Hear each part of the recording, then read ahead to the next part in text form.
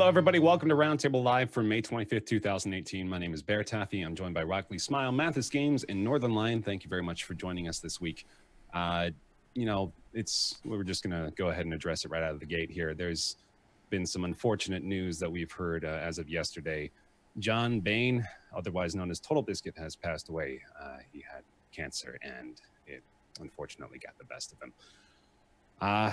We obviously, I mean, I think it goes without saying that this particular podcast drew a tremendous amount of influence from John, from TotalBiscuit, and from the Co-optional podcast, all the stuff that he's done. He was a trendsetter from the very beginning. He was a groundbreaker for this industry, and his loss is, you can see it across the internet. It echoes. It's just, he's had an impact everywhere you look, and it's going to be pretty tough to make up for the gap that his departure will leave. I kind of just want to open it up. I mean, I don't have any remarks prepared. I mean, I don't think anyone was really prepared for this. I don't know how prepared you can be. But I did just kind of want to open it up with you guys here too, because I know you were all close with him, and we all talked to him. We all got to interact with him, luckily, before he passed, and feel pretty privileged to be in that position. But, you know, I think maybe what might be most beneficial is if we try to focus a little bit more on the great interactions that we had with John, with the, you know, the fun memories, the good times.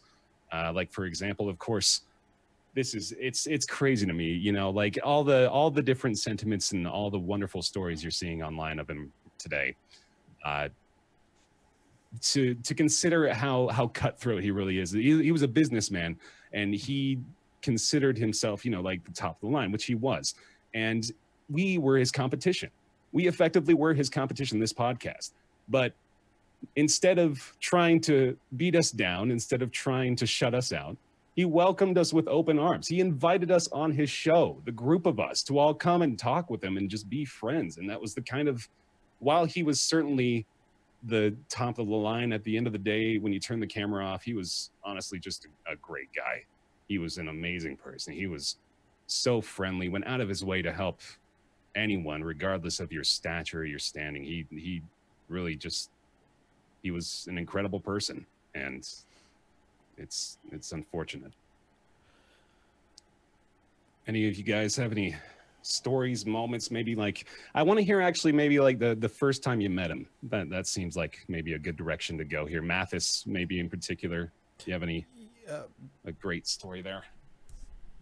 Yeah, as far as John is concerned, I think I tweeted about it yesterday. I mean, I'll never forget the first time I hung out with him. That was not for a gig of some sort, and it was just on Skype. And he was back on a Warframe kick, as he tends to get on every so often. Mm-hmm. And he was just talking about it in the chat that we were in. And I told him I had interest in it, but I never really saw a reason to do it. And he told me to download it, and we did. And we jumped on a Skype call, and we played for like 2 or 3 hours. And it was as though like it was like he was somebody I'd known for years, more or less. We joked, we laughed, we made fun of Ryan. It was pretty much as we want to do. Yes. Yeah. And one of his favorite pastimes. Literally his only pastime.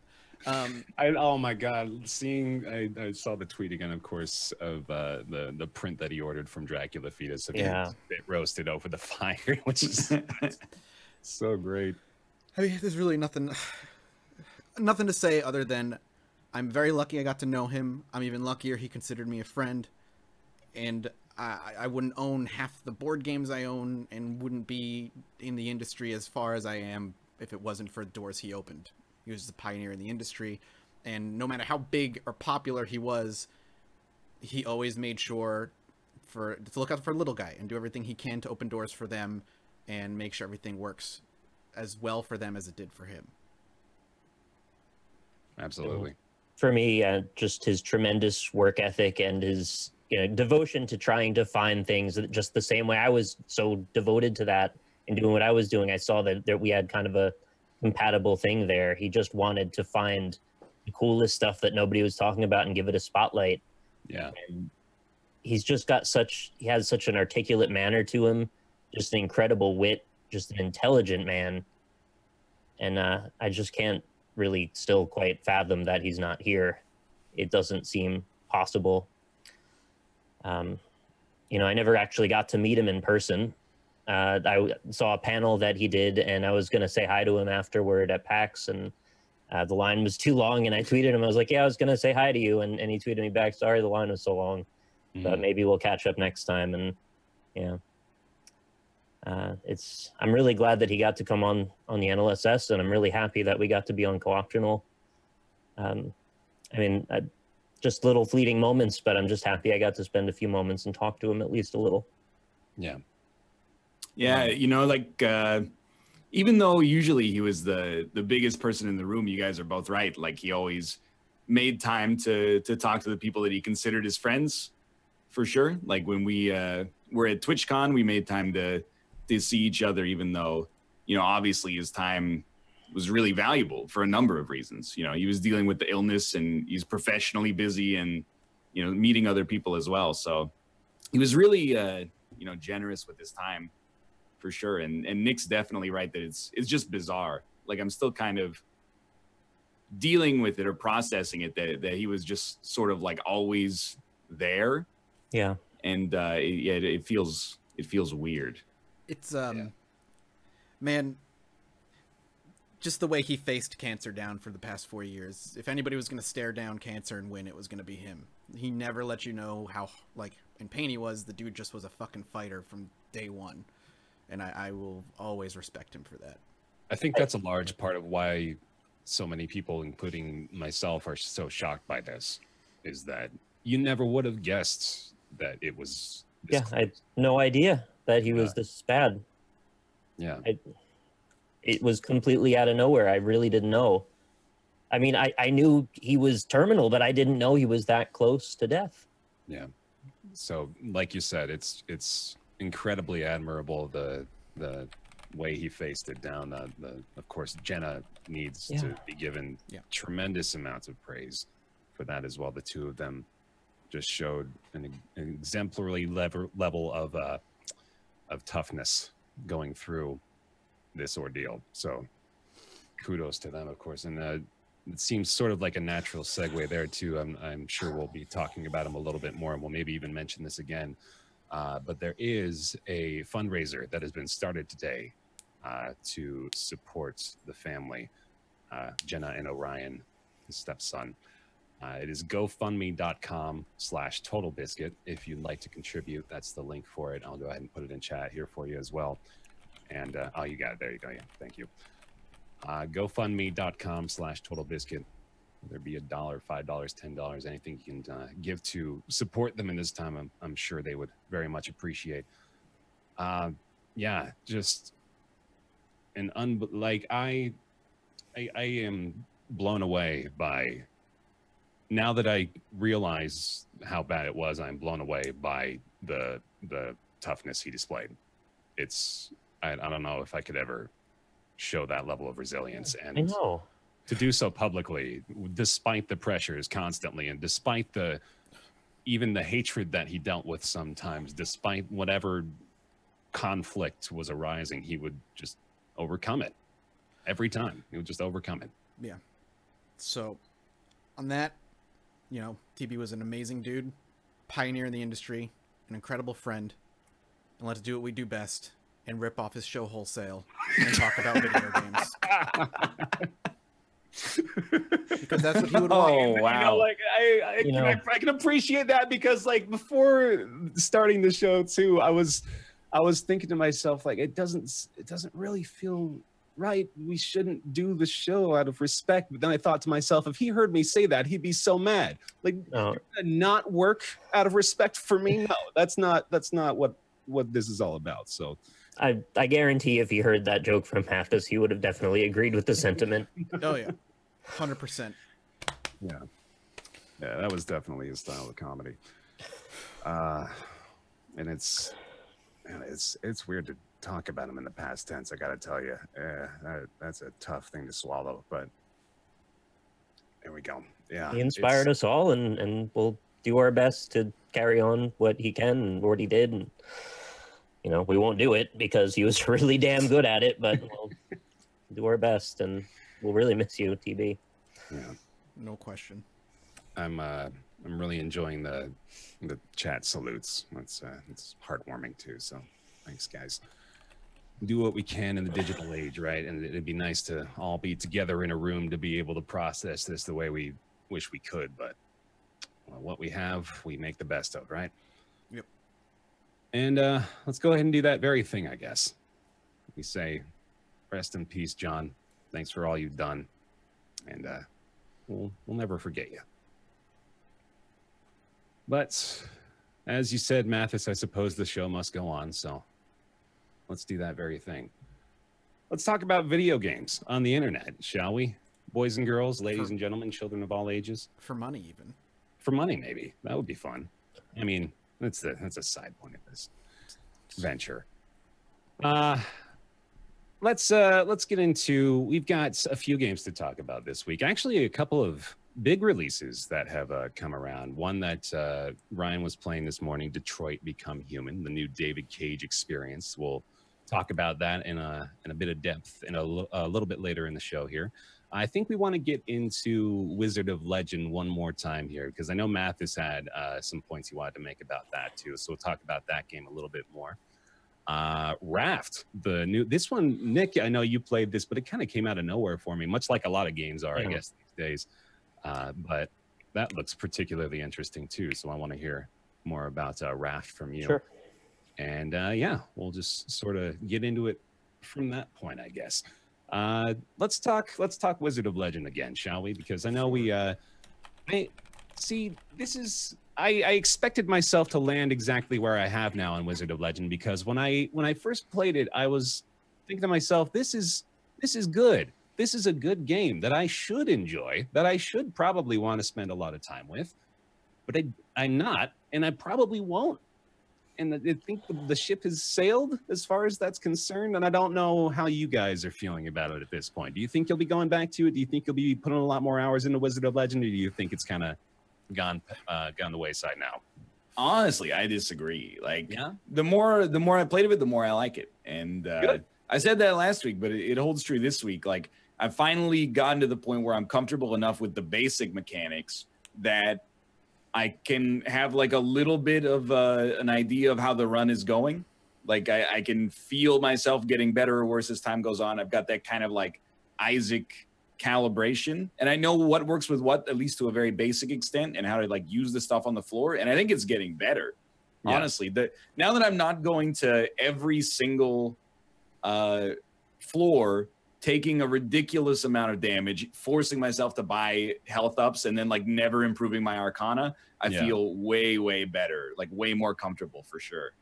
So maybe it is just that skill floor that I need to establish for myself then. Is that I think I got maybe a little turned off by that exact thing, where I was like, I think if I had pushed myself, I probably could have regularly gotten to like the second or third boss within a few hours. But again, it's just the relearning of the roguelite cycle, I suppose, which I've done so many times up to this point. But I don't know. Like, Mathis, you're feeling kind of similarly to me about it, right? I think I am. And what's frustrating for me is I don't know why. Because I play the game, and I recognize the combat system is fun, it's fluid, it's impactful, the particle effects of the spells look incredible. The animation's really good. Yeah, the animations are great. I don't know why I don't like it. Like I've gone back to it for literally every day since I've gotten back from my trip, and right before my trip, I was playing it a little bit, and I kept just waiting for that moment where like, oh, it makes sense. This is why this is so good, and it never comes, and I don't know what it is about it that's stopping me from it, because like other games in the roguelike genre, like Enter the Gungeon, for instance, I was bad at it, but I liked it a lot, and I enjoyed that style of play. And this is a similar play style. I just don't know why I don't like it. Could it be that it's too shallow? Is it that there isn't enough to look forward to that excites you, that the possibilities could really pop off? You think? Yeah, I think you're onto something there, because I was just going to say, looking at that comparison, thinking about like with Gungeon, at the top level with Gungeon, when you start playing it, that you're like, okay, so I'm going to be seeing all kinds of crazy different guns as I go down, and that's what I'm looking forward to, is what sort of creativity they employ with the gun design. With this, of course, you have like elements in Arcana going on that you could look forward to and wonder what kind of different combinations you can make. But like we said last week, there's not a ton of synergies really going on that I've seen thus far, unless Ryan, maybe you can correct me at that point. There is synergies, but they're not like it's not like an Isaac synergy where, you know, I'm trying to think of an example. Like, it's not like you would get Brimstone and Homing Tears and then your Brimstone beams home. It's like there's categories of Arcana that work well together. Like an Arcana that sucks all enemies towards you, then like an AoE Arcana that you can use after that. So you can kind of like dynamically make your own combos, but there's not really like, oh, these two specifically make like a lightning rock or something like that works well. And it's all also kind of just straightforward elemental stuff that we've dealt with in every game ever since the beginning of time, you know? Like, that's never really been a very appealing subject matter. It honestly might even be that what you said. Like, there's a lot of depth to the combat because there's so many different combinations of different Arcana you can use, which is really cool. The game might just be too straightforward for me. Like, it's drop you in a level. There's no secrets, no, like, optional routes to go, no cool things to discover that really impact your run in any way. It's very much just drop you in a level. Your skill will get you through, which is, you know, how it should be. But there's no other interesting aspects to explore in the game. It's level, sub-boss, level, sub-boss, big boss. Level, sub-boss, level, sub-boss, big boss. And that's it. And that might be what I'm just, like, not really enjoying too much. And again, it's weird because I play it and I realize and can see why it's a good game, at least on a mechanical level, but there's just not enough there for me to really hook me. I agree completely, actually. It lacks that flair and that allure that games like Spelunky have, where, okay, Spelunky is you play through 4 zones, 4 stages each. That's the whole thing. And there's a boss at the end, and then there's also a secret area. But then there's all this little shit happening along the way where, like, there's all these secrets you can uncover, all these different items that maybe sometimes interact with things you don't know. You got to try things out. Like, who would have known putting a fucking mystery gift on the shrine would reveal an eggplant? You know, like, that's the kind of stuff that those games have that provide you that level of depth that something like Wizard of Legend isn't providing, because that means something to people. You can have a well-designed, mechanically sound, pretty, well-animated, good roguelite that just doesn't have a lot of flavor to it. And that's sort of what we've got here with Wizard of Legend. I kind of see it that there are kind of tiers to how roguelites can be approached. And I would say Wizard of Legend might fall into something closer to Dead Cells in that it's more mechanically focused. Yeah. And it's less about establishing a meta language, which I think Isaac, Spelunky, Gungeon all do, where there's all of these hidden bits and pieces, and you look forward to seeing emergent things happen in ways that you don't expect. You look forward to finding things that aren't necessarily straightforward. Those are games that are about the language. These are games that are about the mechanics. Yeah. Wizard of Legend is really just about the combat mostly, and a little bit of advancement along the way. I'd say even Rogue Legacy might fall into that category as well. It's just intentionally slightly more shallow, and I don't mean that to be derogatory. I think it's just a different type of game.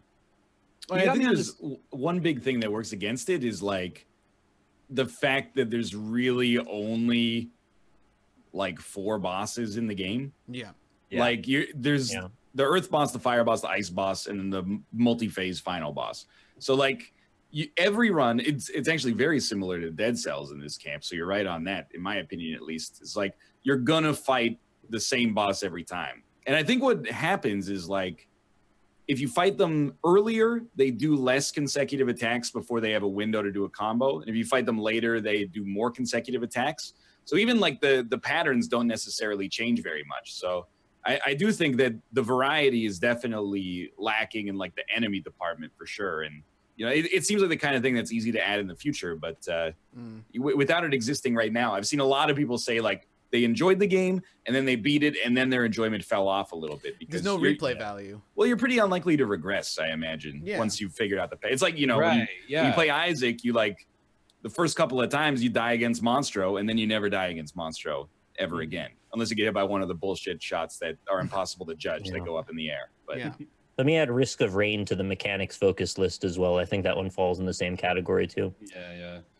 You mentioned Rogue Legacy again. This is probably completely tangential, but I want to ride the wave. Is Rogue Legacy good? Yeah, I think it is.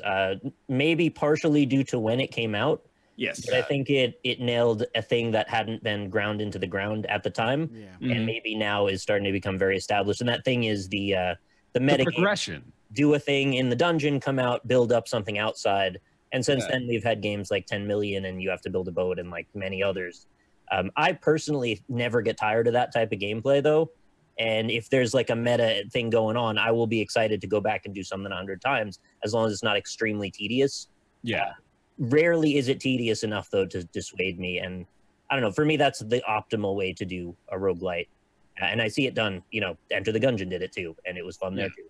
And like that, I was having this conversation with Elise the other day of like, we always attribute that progression system, at least the modernized version of it now, to Rogue Legacy in the indie scene, because that's like the best version of it done recently.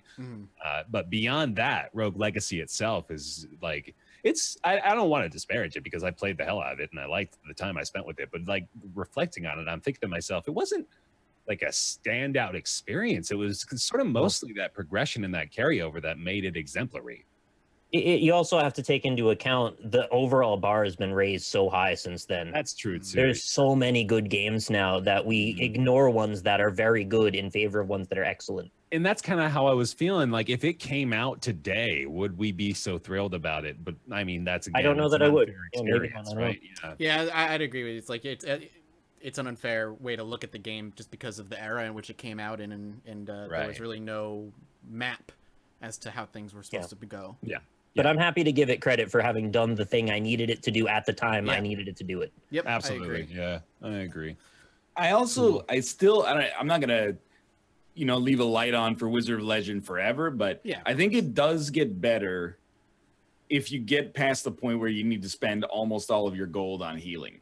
Once you can actually like commit to getting it becomes almost like a more Isaac-y loop where like every floor you're like, I can probably buy like a relic and maybe an arcana here, and you do have that kind of like progressive incremental improvement, or at least change in the run. The problem there becomes that most of the relics are like statistical changes, so like your shock damage goes up or something like that, or you're very slow but all your cooldowns are reduced. So there's some that are cool, but it's mostly like spreadsheet stuff in the back. And it's again, it contributes to the kind of lack of flavor, really. Like it needs just a little bit of zest, and it doesn't quite have it. So that's Wizard of Legend. It is available now, as we mentioned last week. It is $15.99. There you go. Nick, I want to hear about Raft. So Raft is a survival game at sea, and it has a surprisingly, for a game about living on a raft in the middle of the ocean, it has a surprisingly high tempo to its execution. And what I mean by that is you're constantly gathering debris from the ocean to try and craft into items to extend your raft and build yourself things to live. It's like you have a survival general, the hunger thirst meter that you've got to keep fulfilled, and you have a health bar. And as long as you're sort of like in Minecraft, as long as your hunger and thirst are satiated, then your health goes back up. And during the course of your adventure, you're going to run into a shark that is always trying to eat your raft. I mean, literally at all times. It is circling you or biting your raft. And when it bites your raft, it takes out one unit of that raft away, unless you poke it with a spear enough to make it fly away, swim away rather. A flyaway. I like that. Well, that'll probably be after they add the flying sharks, and that'll be terrifying because they can get you on the higher level of the raft. So you can craft out the raft, make it as wide or as long as possible. You can add things like walls and doors and nets. You can add a grill, desalination plant. You figured out a way to harvest water out of the ocean, and he evaporates it so the steam goes into the cup, and then you can drink it. You can catch fish off the raft. You can build tools, refine metals. It's quite an amazing thing this person's figured out. It seems robust, It is. And all of this starts with you just basically casting a hook out into the water to pull in, like, here's a plank, here's a bunch of leaves, here's a bit of plastic. When I've been watching people play it, are you floating around in like the San Francisco Bay? Because Yeah, it's it's just the plastic garbage nightmare. all It's garbage around, everywhere. all over the place. So there's actually biomes with regard to that, which I didn't realize at first. The garbage is basically to get you kicked off, and eventually you'll have enough resources that you can go for a while without being in a garbage zone, and then you'll actually hit patches of open ocean where there's no garbage. You might run into storms or fog or big waves, and there's even islands that you'll hit every so often, or even other rafts. So there's some early access stuff going on with this where I wasn't super happy. The rafts immediately sink as soon as you get the item that you're supposed to get off of them. Oh, really? And you can't like stick them to your own raft or like deconstruct them and use the resources. It's basically just a big floating chest for you to pick up and then run away with. Yeah. And the progression to the like second tier of materials is kind of frustrating. You got to figure out how to make the shark stop eating you for like a minute, which is basically your whole game revolves around getting the shark to fuck off. And when you get that moment and the shark has fucked off, you go deep sea diving for a second, try to get some metal, and then use that toward greater ends. The islands are also very tall, and sometimes you can't reach them. So I had to do this really silly thing where I just built a staircase on the side of my raft that leads to nothing. And then I would try to drop anchor on the edge of the island in a way that I could jump off the stairs and land on the island. I saw people doing that all the time too. Apparently that's the go-to strategy. It's kind of silly. And there's a lot of things like that that are just like, oh, it's a real silly game mechanic, but you make do. Because ultimately the game is very fun. It's just a little too reliant on that damn hunger and thirst meter. The balance is such that you always need to be constantly considering your actions. You always are eating or drinking or catching fish or working on a resource. You get very little downtime. Yeah. I get for the sake of the balance to make it a proper mechanically focused game, they need to keep the pressure on. That makes sense. But I do wish they'd ease off a little bit. Thankfully, though, if you do kill a shark, you can get half of your hunger meter back, which is a nice rest. You can actually spend maybe a solid minute without worrying about your hunger. Yeah. Good. Overall, I actually really do enjoy the game, even if it came across as being a little bit overcritical. I do think, though, it will benefit a little bit more from polishing off the last bits of its early access development. I don't know what their timeline is. The game's pretty playable now, but I think they need to work out some of those kinks and make it a little bit less demanding at all times. Also, it has online multiplayer, so I would like to play it with somebody else and see if that works. Nice. But I would recommend it as of right now. Their Twitter feed is giving me a bit of a PUBG early access model vibe. Oh, is it? They've well, their tweet from 7 hours ago is like, new building part, ladder, update 1.1. Oh boy. Yeah. So there's schematics and stuff that you can find, and you can put them into your crafting menu to then discover them, to then craft them. Mm-hmm. And one of the items that I found early on, I don't think it's a big spoiler because I got it in like the first 20 minutes, is some kind of receiver. And it said something about finding radio waves. So I don't know if they've got like a metagame planned where you eventually maybe discover an island and then it transitions into like a, Lost style situation. But I would be interested if they did that. I don't want it to just resolve as like you're just on the raft until you're not. Until you reach the beach, and then he made it. Yeah. Good job. So yeah, I'd love to see how they take this into a full release. I hope it goes somewhere like that. If not, I mean, it's reasonably fun as it is, but it might only have about 5 or 6 hours worth of content. Yeah. A bit of a Sea of Thieves. Perhaps. Issue. 5 or 6 minutes of content. Sea of Thieves disease sounds fun too. Oh my god. And I think I heard from people in chat anyway that apparently playing it co-op is a huge advantage because it's not really balanced toward 1 or 2 players. So in the event of having 2 people, you got to fill up every meter, but you can have somebody dedicated to just cooking food the whole time, and somebody could just be fishing or making water. So ultimately it ends up sort of the opposite of diminishing returns. You end up with much faster of a snowball situation where everyone is sustainable. Mm-hmm. So maybe that's the way to play it. Maybe I did it wrong. Yeah.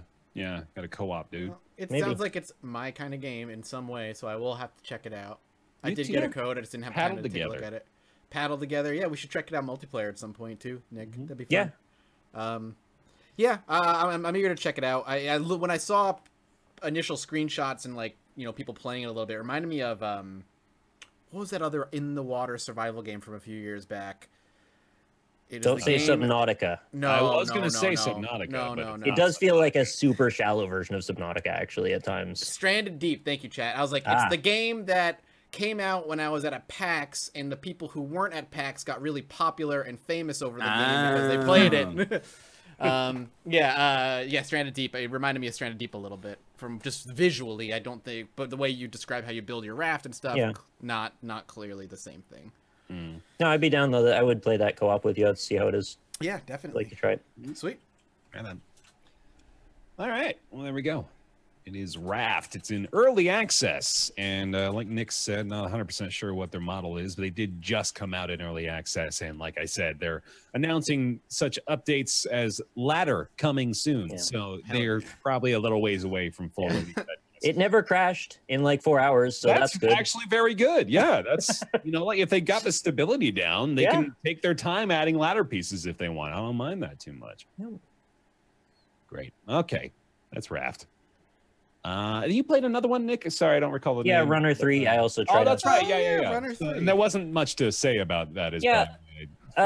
It's basically just like Runner 2, but with different levels, and sometimes the camera switches from a side-scrolling perspective to like vehicle, like third person.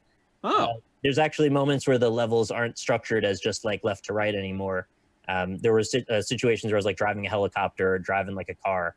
And there's a bunch of new unlocks and, varieties of new narration and story stuff going on. I played about an hour and a half, 2 hours of it. It's really fun. It's just like the other runners. I have very little, if any, complaints at all, except for maybe it's a little pricey. It's $30. Oh, yeah. So if you're not someone who's played prior runners and you're trying to jump into it, I don't know, maybe it's a little iffy. As someone who liked the series already, though, I think it's a fair value. It's got a lot of content to it. It's just also, it gets extremely hard. So if you're not on board to get into that difficulty level and you paid $30, I could see maybe you might be frustrated. For people who have played Endless Runners but maybe not seen BitTrip, can you like sell them on it? Yeah, so it's very similar to if you were to imagine Rock Band only going from left to right instead of the notes coming at you. It eventually turns into a rhythm game where you're going to be doing actions as they go to the music. You start off simple, jump over the obstacles, then they add slide under the obstacles, then they add kick the wall, and kind of keeps going from there. There's several other options that happen. Press up on the bounce pad, press right on the wall jump. And it just becomes more and more and more complex as you get into the further levels. And it's very satisfying when you pull it off because there's many tiers to how much you can do. It starts off collect all of the gold bricks, which are just kind of the floating collectibles. And then there's second pass that open up through the levels, which are collect all the diamonds. And then you collect all the diamonds, and that opens up bonus levels, which are even harder. So it's just got this kind of tiered mechanism to it to keep you playing and getting better as you go. Very satisfying game, great soundtrack, quirky presentation, very, very polished as well. If you're not a fan of runners, I would say give this one series a try at least and see if it converts you, because it's not quite like a lot of the runners you've seen in the mobile space. It's very polished. Like there's a reason it stands out in such a cluttered field. Like it's common to see runners, especially like in mobile, that's one of the most popular game types, but this is kind of taking it to a new level, as cliche as that may sound. Like it's doing a lot of great things with the genre, so it's really cool. How does it compare to Despicable Me Minions Rush? See, that's where we got to figure it out. Well, I never got to play it myself, so it would be unfair of me to compare the two. That's responsible. Played, I think, a version of that at Dave and Buster's, and it seems extremely appropriate. Yes.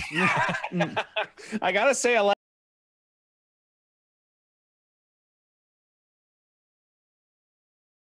haven't played Runner 3, so it would be irresponsible of me to say. But there's no minions in Runner 3 to the best of my knowledge, so leave it at that. Yeah, I mean, if they're in there, I haven't unlocked them, so I don't know. They better damn well be. I'm not ready for minions to leave the zeitgeist yet. They need to be in everything. I will eat all of them. Sweet. All right, there we go. It's Runner 3. It's $30, as you mentioned, which, it's a bit steep, but the previous games have been how much? I'm trying to remember now. I think they've been up at that range too, haven't they?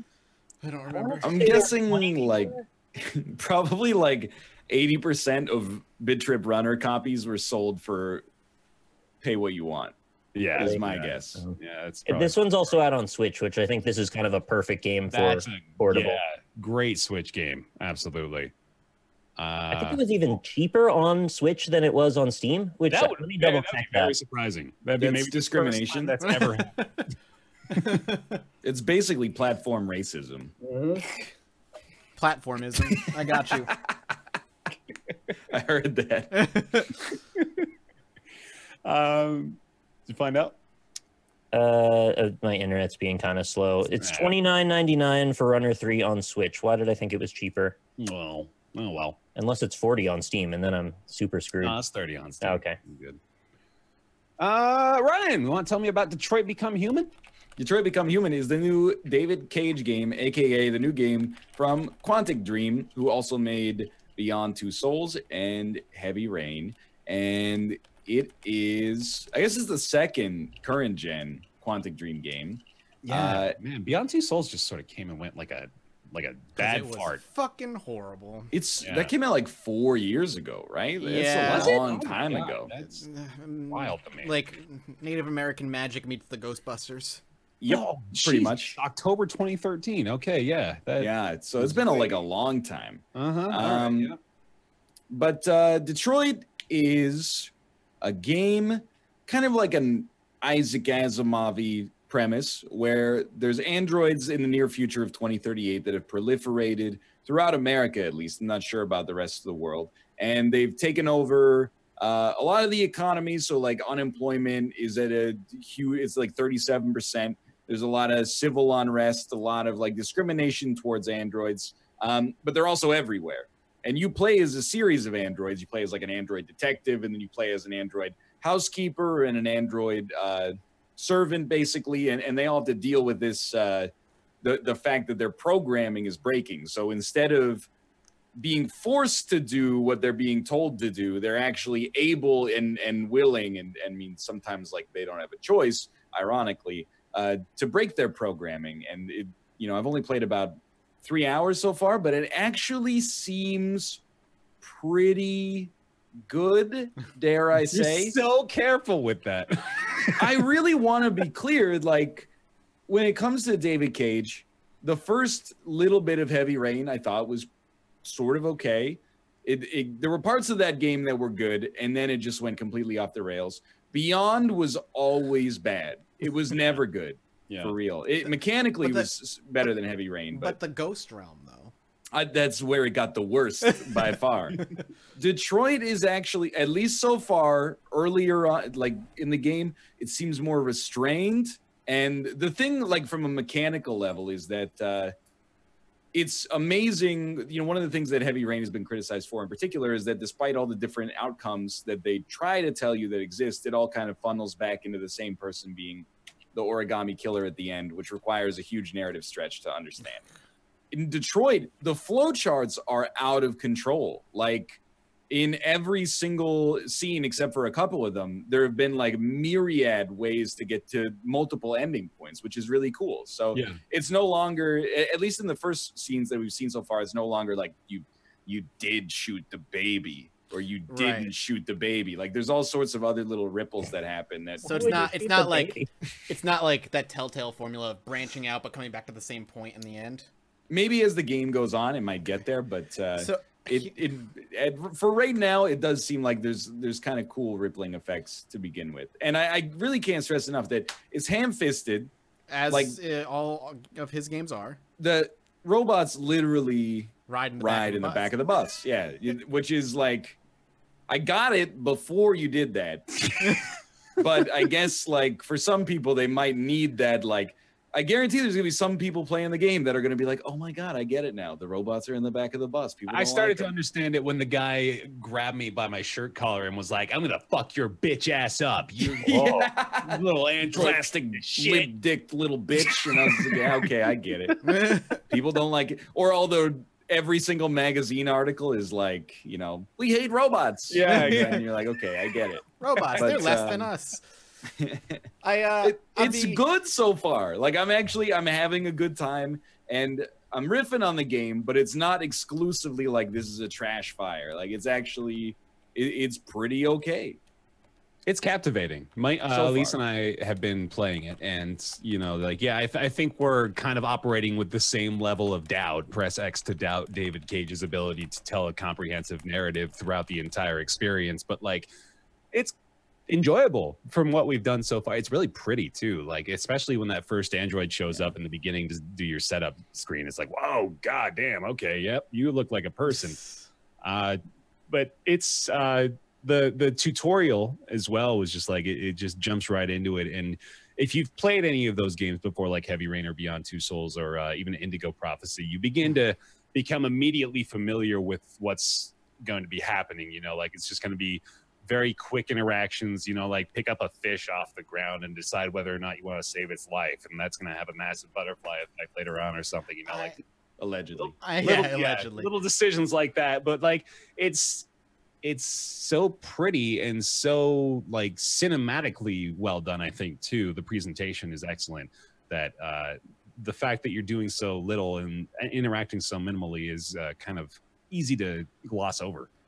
I'm very eager to see how this game follows the David Cage formula of interesting story, interesting mystery, demons. Yeah. So like I've been thinking how they're gonna do it, and I've seen some people speculate as well, and I'm like, well, I wonder if they're gonna go like a Ghost in the Machine type of thing, like their weird programming starts giving them weird visions of things that are not actually happening or whatever. And is that the human soul? Yeah, and that's like their soul, and like, oh my god, like all that other nonsense in the That's last like fucking 20 corny. minutes. I wonder how it's gonna go off the rails. Like Heavy Rain never technically went off the rails in the supernatural sense, but they still fed in the whole like blackout origami killer, how's it happening thing that never ever got resolved. So I feel like there was like supernatural stuff that was cut there, and apparently in Heavy Rain there was in the original script that got cut a link between Ethan and the killer, and like psychic link dream-wise kind of thing that just got completely left on the cutting room floor. I'm like, oh, there was the demon part of the game that never happened. Every other one of his games has ghosts or demons in some way. Did they use the hold still command in this one? I wouldn't know yet. Okay. Like I haven't seen it yet, but you never know. There's an X to sadness command. Okay, well that's good. There's not an X to sadness command, okay? At one point, you're given the opportunity to paint an emotion with the robot or the android. You can paint the emotion of sadness as being taken. I hate David Cage as much as the next guy, but the dude dunks on himself. We don't need to take this stuff out of context. Speaking of which, it's like, well, you kind of already have touched on this, but man, they're really beating you over the head with it. It's right out of the gate too. It's like, that androids are terrible. Don't let him touch my daughter. Ah! Like, we don't need that much direction. Be a little subtle. Be a little like just drips and bits and pieces. Leave the breadcrumb trail for us to follow. Oh no, man! Like you said, us over the head with it. Like we were saying before the show started, this is gonna be some like 13 to 15-year-olds like wet dream masterpiece. Yeah. He's gonna be like, I get it now. But they did something really smart compared to Heavy Rain, which is they completely abandoned the horrible fake QTE thing that they were doing in Beyond Two Souls, which is where they were like, people don't like QTEs because it's just like they put a button on the screen and we press it. So we're going to do exactly the same thing, but we're not going to put the button on the screen. And you're just going to have to infer what button it is. Even towards the end of that game, I was like, I have no idea what they're trying to accomplish here. So in this game, they have put the buttons back on the screen, and I'm like, you know what? You are who you are. You know, you don't have to pretend that it's not a QTE to obfuscate it. Just put the thing on the screen, and I'll press the button, and that's fine.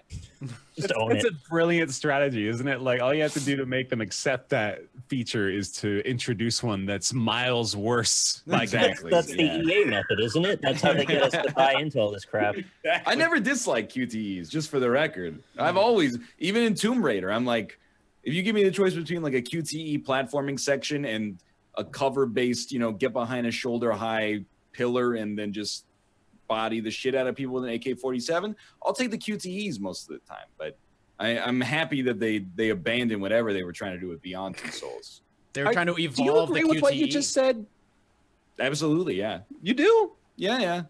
Huh. What did Like, you just say that was so controversial? On a base level, every game is QTEs, dude. It's all. Oh, come It's on just now. you know, you see an enemy in Call of Duty, it's might as well say on screen LT, Dude, right stick Guitar to Hero, aim. the ultimate QTE. Exactly. Dude, I'm so All right. happy God of War, by the way, didn't bash us over the head with QTEs. They Yeah. found the exact It right had the balance. potential to, absolutely. The but- Yeah, I QTEs wouldn't have even been super mad, but Mm. knowing they didn't do it made me so much happier. Yeah, the QTEs were great, like a great reward for a hard fought boss fight kind of thing. Mhm. I liked. I'm still working through that. I'm Yeah. excited to keep going. All right. That's going to be my Rocket League, is praising God of War at every possible. You know what, man? I uninstalled a couple weeks ago for maybe the final time, and I know It'll it's be back. I Yeah. know it's happened before, but listen, man, like they're losing me. They're not going the right.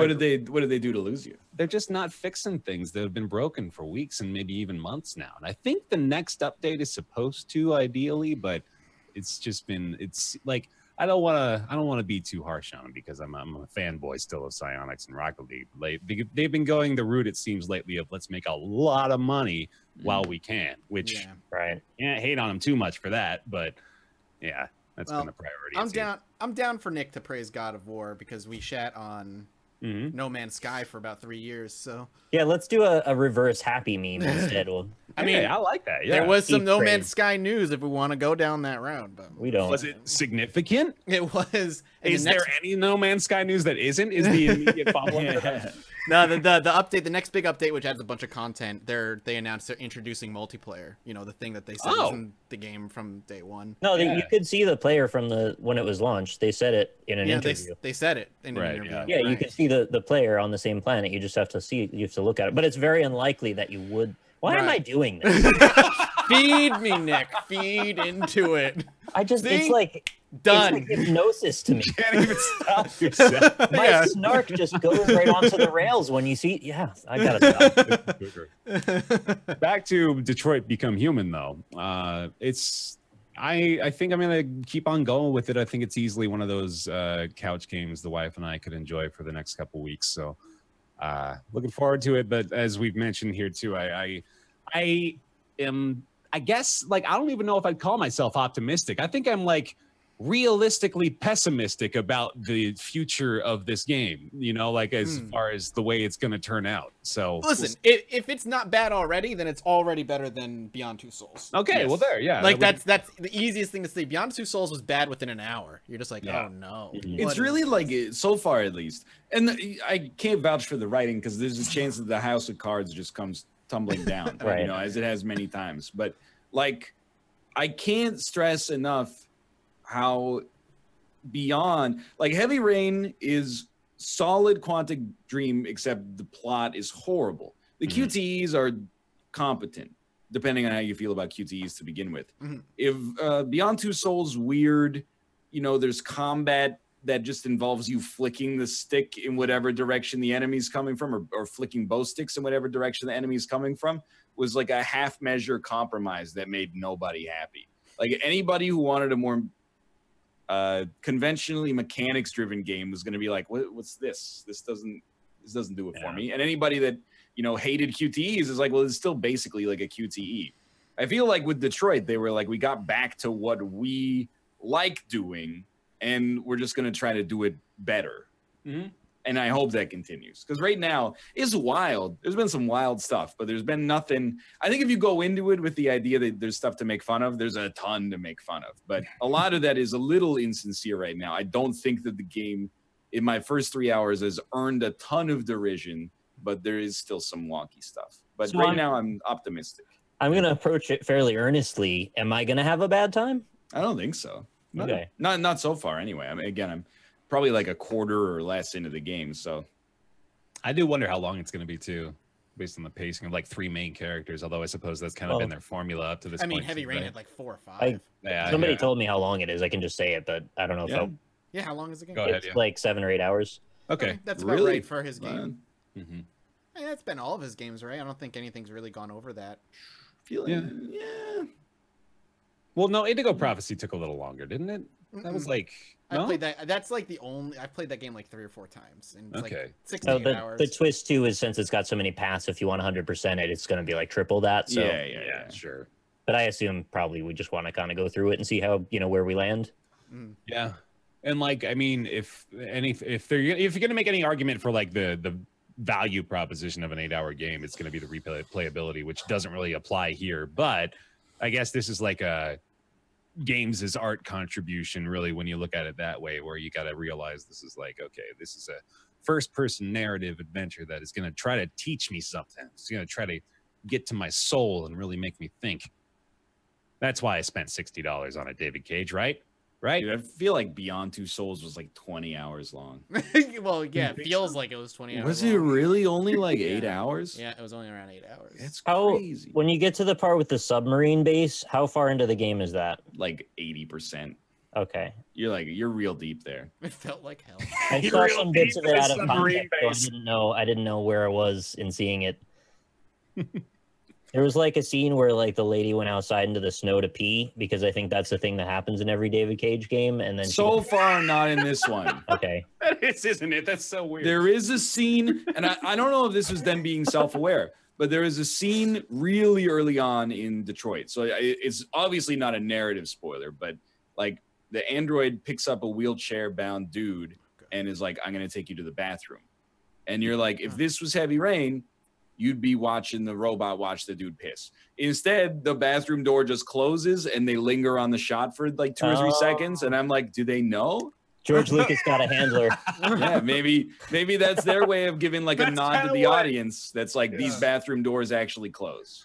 That's what Mathis was saying too. It's like, it seems like this is the Lucas model, where the first 2 games were so successful that they just sort of let him run free with the third one, and they're like, "Whoa, wait a I'm minute, gonna rein that in. we shouldn't do that." So David Cage is like, am I so happy you gave me free reign? I have a masterpiece. It's about ghosts, magic, and Ellen Page. Let's go. Sign me up. Ellen Page, the super soldier in a secret army with Willem Dafoe. All right, Yes, anyway. there is a part where a little girl's underwear is shown, and it is weird. All right. Is it weird, or is it like people made it weird? It's I don't know. kind of both. Oh, okay. Like in context, it's not necessarily that way. It's not like a Because people robot. jump on stuff all the time. It's true. It's not a robot going like, "Hey, give me your pants." It's like her clothes are wet and they gotta dry off. But from a writing perspective, it's also like you could also just not put that scene in the game. Yeah. I guess so. So I'd say it's like 60% people making it weird, 40% it being a little weird to begin with. Well, on that note, Detroit Become Human. It's a PS4 exclusive. It's $60. It's available today. So go get it if you want it. Hooray. And let's talk about Moonlighter, the new game from, I thought I actually 11-bit. I guess not. Oh, it is. Yeah. Okay. So 11-bit put People it who out. did This War of Mine. Yeah. But no, they published it though. Or published This War of Mine. Something like that. They were involved in This War of Mine in some way. I can't remember. Yeah. Okay. Anyway, no, yeah, you're right. They made it. Okay, but this is Moonlighter. It's an action RPG with roguelite elements. It combines some mercantilism with the gameplay of an Isaac-esque experience. So far, I've been really digging it. But Mathis, I want to hear your impressions. I've been loving it as well. I think we probably fall on the same page. It's a really fun mix of rogueliting and rogueliting with the dungeon, I guess, crawling, the dungeon crawling, with and then running your own shop and trying to sell all the stuff that you find in the dungeons. And there's this overarching story of where these dungeons come from and why there's a story reason apparently as to why they're different every time you go in, and you're trying to figure out that mystery as there's little plot bits kind of thrown in there. It's surprisingly deep as well. The mercantile aspect is really fun. You kind of have to balance what the prices are of all things.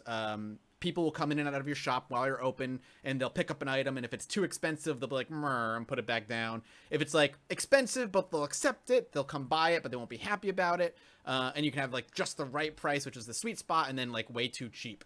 And then all of that is kind of overrun by a supply and demand system that's also in the game.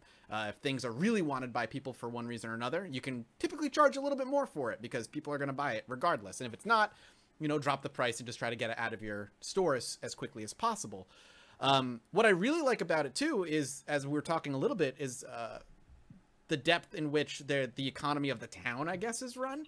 Yeah, so as you play, you've got that kind of rogue legacy thing going where you're building up a town all through the money you make, and you'll like hire a blacksmith to operate in the town and a potion maker and all this stuff. And one of the things apparently that can happen is if you sell a lot of raw materials for weapons but never sell any of the weapons, what people will do is they'll take the raw materials, they'll go to the blacksmith, they'll make their own weapons. So if you ever end up making weapons to sell, if you've supplied the town with a ton of raw materials, they're likely not going to need, the demand for weaponry is going to be very, very low because they've been taking the stuff that you've been getting and making their own weapons and making their own potions and stuff. And that kind of balance is really interesting and adds a lot of depth to the game itself. Yeah, it makes it seem so much more like a lived-in village and not necessarily just a series of NPCs that have been placed there exclusively to buy the shit that you delve in the dungeons for. You know, like, which is, of course, they do have weirdly a little bit of a heavy focus on the RPG aspect of this, where there's like a story involved, like you said. They're trying to explain away a lot of the roguelite elements, which I respect. You know, like God of War did that to an extreme degree. And that made me like that experience a hell of a lot more, them trying to explain away every aspect of like the UI and stuff. So the fact that they're committing to that is really impressive to me. But the loop itself is really satisfying too, of just waking up, starting the day out by putting things out for sale in the shop, guessing the prices for new items, trying to figure out how to sell things most efficiently and getting them as much money as possible, spending that money to better upgrade your gear and to equip yourself to go back into the dungeons that night.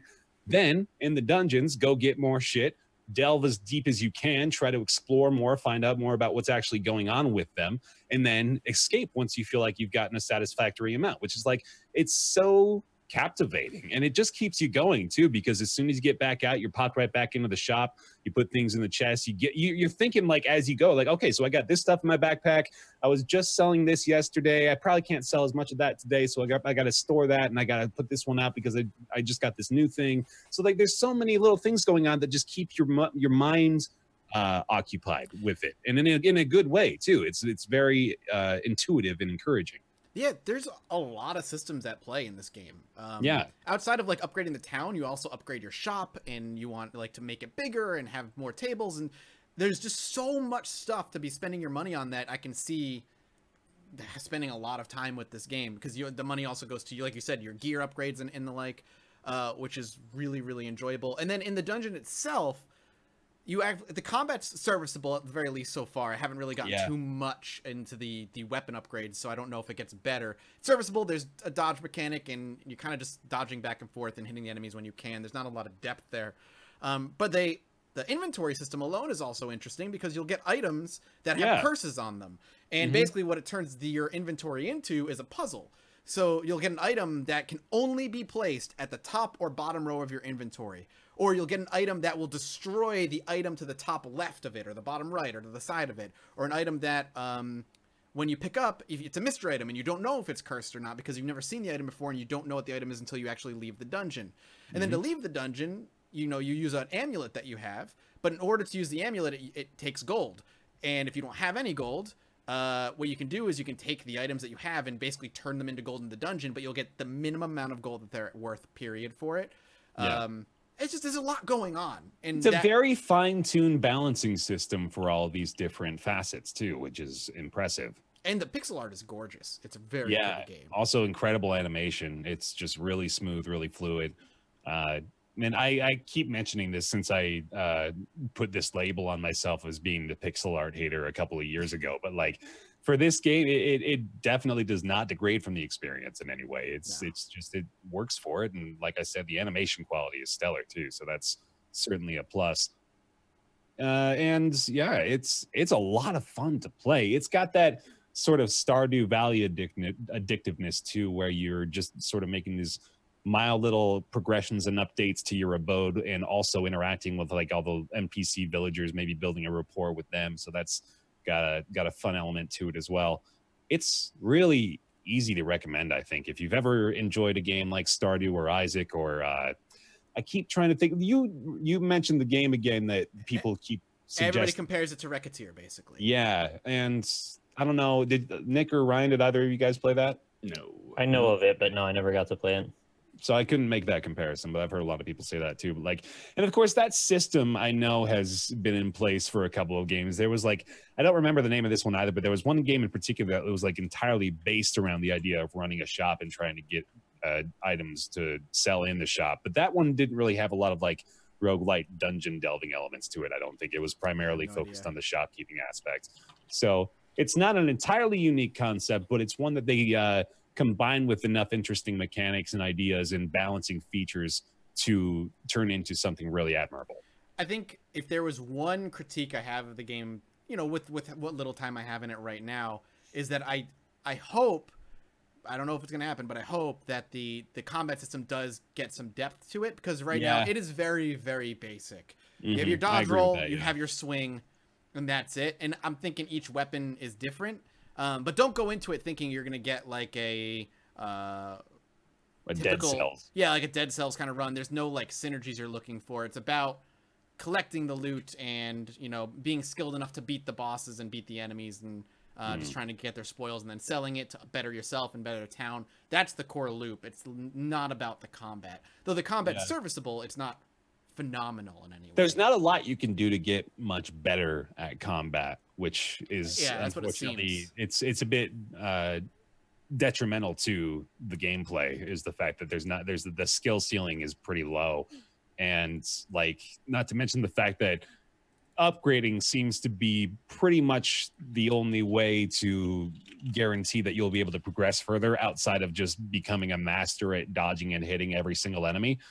But that's fine. I mean, it's not really a big deal. It sort of logically makes sense too, but it's, you know, there's it's so much other stuff straightforward that way. Yeah. Like the combat's almost not even really a central part of the game, which is weird. Like I consider really for me, the experience is kind of centered around the mercantile aspect at the moment. I don't know if you're feeling similarly. Yeah, I feel similarly. I mean, the dungeon crawling and the fighting is enjoyable. That's really important for me to say. It's just not, there's, like I said, there's just so much other stuff going so well for the game that while the combat is its weakest point, it no way ruins it. Yeah, I can definitely agree with that. Ryan, you all right over there? Something?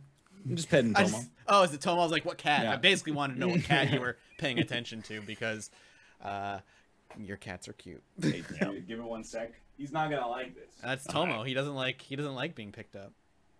Tomo. There he is. Oh, is he in his box? There he is. That's so cute. Yes. Audio only listeners, you're missing out on the opportunity to be in a box. He's accepted it. Okay, never mind. He's kind of okay with it. To the gentle return. Fun little rickshaw ride. Looking for an opportunity to get out. Oh, that is Buddy in a box, chat. It's Buddy in a box. That's really cute. Cool. Okay. Goodbye, Tomo. Goodbye, Tomo. Bye, buddy. I love Tomo's like death meow. Like, it's just like the weirdest meow in the world. Yeah, he's got a weird meow. I love it. I think that more or less wraps up our games we've played discussions this week. There were a couple of just interesting little tidbits I wanted to touch on for the news for the past couple weeks. Well, this is more a joke than anything, but Mathis, did you see the HuniePop stuff? Because I'm curious to know if you were following. I did see that that Steam like cracked down on basically visual novels with nudity in them of all types. Yeah. HuniePop being, you know, obviously one of them, because there's like ridiculous nudity in the game. I don't know. I know he's working on a workaround for it and seeing if he can get like, I don't know if like a workaround being like he's going to censor it or what he's going to do.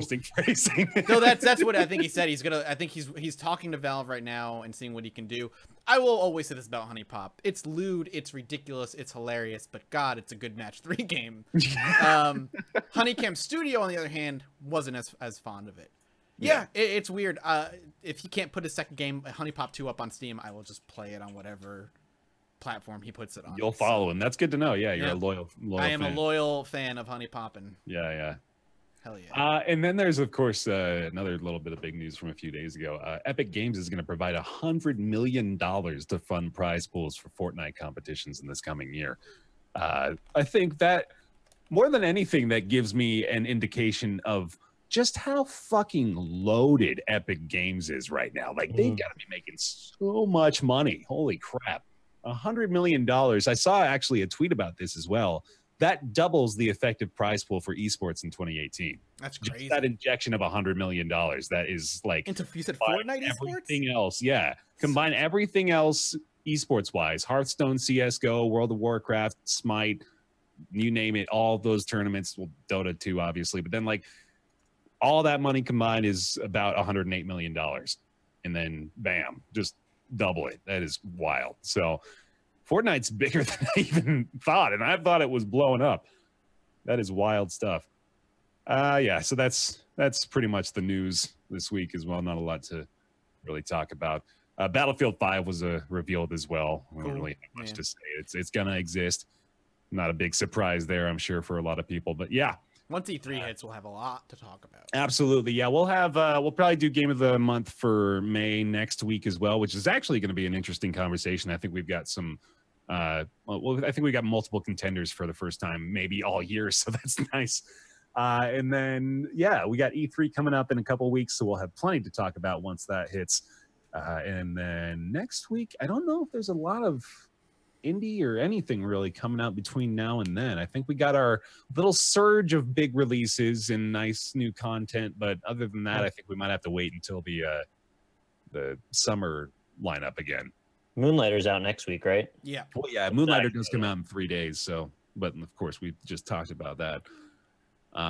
Yeah, so we'll keep an eye out, of course, see what's coming down the pipeline, but for now, I suppose we'll just wrap it up. Well, let's. Is there anything else? What we've been playing for this week? You guys been checking out? I will say I did dabble a little bit in the alpha of Graveyard Keeper, which is Tiny Build's new game coming out. Yeah. They sent out some alphas to some YouTubers and Twitch streamers, and basically the pitch for it I would give is Stardew Valley, except you run a graveyard. Really, seriously, you run a graveyard, and there's magic, and it's fantasy, and it's a fantasy world, and that sounds fun. And it's actually, so far, enjoyable. I haven't put a butt ton of time into it yet. I'm going to hopefully put some more into it today. But graphically, it looks cute. It's a really pretty looking game. There's definitely kind of gallows humor running throughout the entire game. I mean, basically, at one point, like early on in the game, as they're giving you the tutorial, they're basically teaching you how you make money. And the town at which you work is so poor and desperate that one of the things you want to do is you want to get the royal stamp, because they'll only buy meat that has been approved by the royal government or whatever. So what you're trying to do is get a stamp so that you can stamp the meat that you pull off the corpses that are getting dropped off of your graveyard, so you can then take that meat, sell it to the tavern under the guise of it being legit meat, and you get paid for it, so you can go do and use that money for other things. What's fun about it is that the game's really comes from its depth comes from all the different ways you have to deal with the corpses that get dropped off every single day. And sometimes if you're running out of time and the corpse is decaying, just throw it in the river and hope it doesn't do anything bad. Toss it in a shallow grave and pray nothing happens. Chop it up for meat, sell it some money, Chop it up for meat. So while you're also trying to make money, you're also trying to balance the church's influence, and you want your graveyard to look pretty and kept well, and they come by once a week to look at your graveyard and basically score your graveyard and be like, you need to do this, that, and the other before we can open up the church. And it's silly and enjoyable, and there's a lot of management aspects of it that I'm liking so far. Can you open a barber shop with a pie shop attached? Sweeney Todd style? Yeah, I was thinking maybe play as Johnny Depp. Yeah, it's no. This is by the same team that made Punch Club, Lazy Bear Games. Yes, it comes off. It's obvious because there's some aspects that carry over weirdly from Punch Club. One of the ones, this is a simple one, but you have 3 statistics that you're constantly always improving. And as you do tasks, just reskin Punch Club as a graveyard. No. Punch Club was a game that I think you and I feel very similar. It was really enjoyable for the first 2 or 3 hours, and then it was really mind-numbing, repetitive. And I enjoyed Punch Club for the first 8 hours. Actually, I liked the 75% of it, and then it became a terrible trash fire. I hope that doesn't go down that route. We'll see. But there's aspects of it that are oh yeah, you're the Punch Club devs. I forgot. And it's an alpha. Keep that in mind if you see other people playing it. There's some. They're not an English speaking team, and that comes across in some of the translations of some of the sentences. They're very hard to some of them are hard to understand. I'm not quite sure what some of them are trying to say, but the game's still pretty good, and I'm enjoying it. Okay, cool. Right on. Anything else y'all have been playing, Nick, Ryan? Well, not playing, but I'm looking forward to this week playing Detroit and Agony, which I'm getting a code for, Yeah. and Agony, that's like I'm I'm gonna looking drop forward to as everything well. and stream that as soon as I get the code for it, or as soon as embargo's up. So that'll be coming up this week for anybody that's interested. We're going to hell. I think I'm gonna have to watch you play that. It's- Yeah, because It's real morbid though. Like if you're anybody with kind of like a sensitive stomach, there's scenes where you're like there's demons smashing babies on rocks and Oh stuff. yeah, the So, demo like- from before was even kind of gruesome. Yeah. No, it is. It wasn't like I think It's it was. hell. Yeah, it's hell. Yeah. Yeah, they're not beating around the bush. Expect that. There's boobies in it too, so like it probably will be Boobies! going up on Sick. YouTube. Yeah, it won't. Steam won't let it on. Oh, I don't know if that's Sad. true. I'm Oh, just- and It's all anime Mother moves. yeah, it's yeah. only the anime boobs. Mother Gunship also. There's a demo of that, so I'm gonna try out the sandbox for that and build some guns. yeah. I'm still holding out for the full release, Mother Gunship. Yeah. I'm very Me excited. too. This isn't even part of the main game though. It's just like a room with a bunch of options in it. You just play Oh, around it's just kind of with like them. a playroom. It's a sandbox. He said, yeah. Yeah. Okay. So you're that's not cool. spoiling anything if you play the demo right now, but it's coming out early summer, so it's not super far off. You just want to wait out. Good. Yeah. We had Joe on the show. I forgot. Yes. Yeah, that's right. Yeah. He was great. It was an awesome episode. Right. You been playing anything else this week? I beat God of War last Sunday. Yeah. That game's good. It's good. It is good. time. Surprise. I'll leave it at that. I'm playing more Super Mega Baseball, and that game is also good. You and Mal for doing that season. How you guys doing? I don't want to spoil it, All right. That's fair. but That's fair. Malf loves to swing. That boy loves to So you swing. guys play He against hits a each lot, other or though. play on the same team? We're all on the same team. Same team. Okay. Mm, Cool. Yeah. nice. Right on. Well, I mean, I've been playing more. I've been doing like defect ascension mode runs in Slay the Spire, Oh, and yeah. that's now that I don't just try to get powers every time. That's like pretty good. Mhm. And I mean, that's about it. That's pretty much Wizard of Legend. Isaac, you you know think- the deal. Baseball could be your game of the month because I think it's actually possible for me, and I didn't Really? even think that. Yeah, it's like really well made. For me, I mean, yeah, it's good. It's Yeah. definitely a good game. it's not outside the realm of possibility. I was just looking through my options, like, well, I haven't played Moonlighter yet, although that could have a chance. I Yeah. haven't played Detroit yet, and that has a chance. Mhm. But like baseball, I know, it's well done. It's probably pretty reliable to be on there. I'm looking forward to the conversation. Like I said, we haven't really had a lot of contentious Wait, game was- of the month. Was God of conversation. War in May? Was God of War in May? No, it was April God of War was 20th. last month. That was last month? 420. Oh, right. Hell yeah. I Yeah, can if God of forget. War was this month, we wouldn't even be having. I was a gonna say, conversation. people are like freaking out in chat. They're like, God of War. I'm like, Oh is that yeah, May? no, I think we already unanimously gave it to God of War. Yeah. Okay. Well, anyway, I do want to remind you all. Of course, we mentioned it at the top of the show today, but if you would like to, you can go over to GoFundMe.com/TotalBiscuit and contribute to the fundraiser over there to help the Bain family out. Of course, I'm sure they would very much appreciate that. And we thank you very much as well for spending your time here with us on Roundtable Live. Podcast airs every Friday at 3 p.m. Pacific, 3 p.m. Pacific, 6 p.m. Eastern Standard Time. You can follow us here on Twitch, twitch.tv/Roundtable Podcast, or follow us on Twitter. That's at Roundtable PC. You can listen to the MP3 over on SoundCloud and on iTunes and on Stitcher and Spotify. They didn't never get back to no, us, did they? Spotify Okay, so- never, ever gets back to anyone. Apparently, yeah. I mean, I've been reaching out to them too personally, but they didn't get back. So there you go. You can download the MP3 and also, of course, watch the VOD over on my YouTube channel, youtube.com/BaerTaffy. Thanks for watching, everybody. I want to say a special thank you, of course, to those of you who are supporting over on patreon.com/roundtable. And Mathis, could you please read off the list of those who are supporting at the $20 tier and above? Thank you very much to Dork Lord. I love that name, by the way. That's a great name, yeah. Julian Avelsgard, Scotty111, Ricky Grist, Casquashi, Brizzlebrip, Mediocrities, Justin, Jin, Cuz You're There For Me Too, Falco, Simmerfet, Eric Schooley, Stephen Aoki, James Peed, Peter Sunderson, Ellis Spice, John Kalchik, Otamaz, Games BR, Jakar Sampson with a dance number, Call Noir, Talks to All, Colby Klein, Greenlight, and Oren Saltzman. And of course to all the subscribers on Twitch today, including Big Wooden Dong. Sorry. That is not what I... All right. Big Wooden Dong, Numbers Man, Xerox, Spedrickson, Have a Barbecue, Jordan Pass, Boshi Time, Soap Sam, Light Teb, Breakfast Item. Why are these so hard to read? Thomas Boer, Nappy Hole, M. Breslin, Ziff for Lights, Neon Glow, and Tenai Shu. Oh man, there's a bunch more all of a sudden. Hanicle, Fear Knox, The Don Crimson, Rob Boberts, Lost Prussian, How You Doing, Mon, and Lyco. There we go. Damn. Thanks, everybody. Thank you awesome. guys. Wow, You're keeping us going. yeah, no kidding. Very, very kind. Thank you all very much for the support here on Twitch and on Patreon. And we'll see you next week. Thanks for joining us. We'll see you in June. Goodbye. Bye, everybody. Bye. Later.